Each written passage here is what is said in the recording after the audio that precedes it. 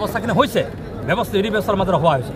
জনজাতি খুঁজিব পাৰে হাজাৰজন মানুহে ভাৰতবৰ্ষৰ আজি তাৰিখত প্ৰায় ৩,৫০০ কমিউনিটিয়ে SC নতুনকৈ বিচাৰি আছে বিচাৰিলে পোৱা বস্তু নহয় আমাৰ কথাটো হৈছে কি আজি তাৰিখত যে আজিৰ জনজাতিসকলৰ যি ধৰণৰ কাষ্টমছ আছে যি ধৰণৰ ট্ৰেডিশ্যন আছে যি ধৰণৰ বিধি ব্যৱস্থা আছে যি ধৰণৰ প্ৰকৃতিৰ সৈতে তেখেতসকলে কাৰবাৰ কৰে নিজস্ব পূজা অৰ্চনা কৰে তাৰ পৰৱৰ্তী সময়ত আজি ৭৫ বছৰ হোৱাৰ পিছত জনজাতিসকল আগবাঢ়ি যাব পৰা নাই তাতে যদি আপোনালোকে ভাবে এডভান্স কমিউনিটিসকলে যদি আগবাঢ়ি যাব বিচাৰে যে তেনেকৈ কি পৰিৱেশ হয় তাৰ এক্সাম্পল কেনেকুৱা আজিৰ চৰ্চা কি চলি আছে অবিভক্ত গোৱালপাৰা জিলা কোচ ৰাজবংশীসকল পিছপৰা অবিভক্ত গোৱালপাৰা ৰাজবংশীসকল পিছপৰা বুলি কোৱাৰ লগে লগে আপোনালোকে চাব 96 চন 6 মাহৰ কাৰণে অধিন আছিল ৰাজবংশীসকল তেতিয়া আপোনালোকে যদি চাই all medical seat all engineering college all Cotton college all চাকৰি সকলো খতম হৈ গ'ল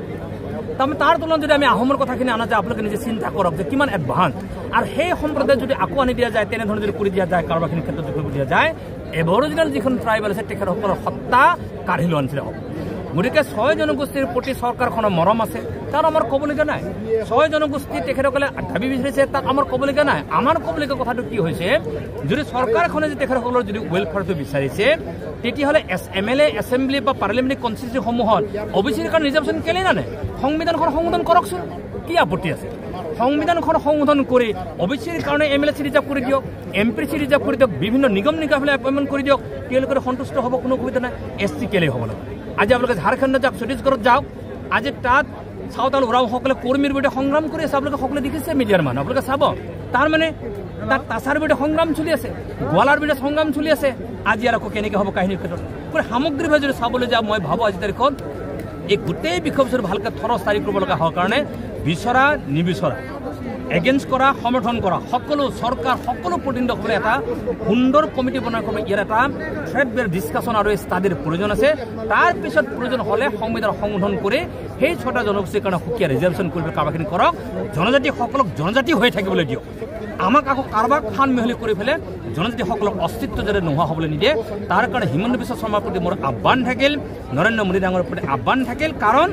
16 চনত এইখন চৰকাৰ অহাৰ ক্ষেত্ৰত আপোনালোকে গম পায় জনজাতি ৰাইজ এইখন চৰকাৰ আনাৰ প্ৰবল অৰিহণাটো এই জনজাতি ৰাইজৰ আছে দেখা যায় যে গোটেই বিষয়টোত আপোনালোকৰ এই গোটেই বিষয়টোত কাউন্সিলসকলৰ চিফসকল নাহে কিন্তু আপোনালোক আৰু TMPৰ মিচিংসকলক দেখা পোৱা যায় বাকী অন্যান্য চিফসকল নাহে বুলি আপোনাৰ অনুভৱ বা এই গোটেই বিষয়টো কি বুলি ভাবে আপুনি চাওক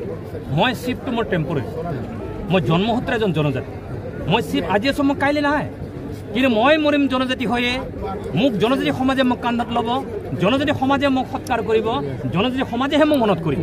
গতিকে মই জন্মিছোঁ জনজাতি হয় মই মৰিম জনজাতি হয় মই জন্মসূত্ৰে CM নহয় মই মৰিলে CM হয় নমৰে গতিকে জনজাতি কান্দিব মই হাঁহিব কেতিয়াও নহয় জনজাতি ৰাইজে হাঁহিব মই অট'মেটিকেলি হাঁহিম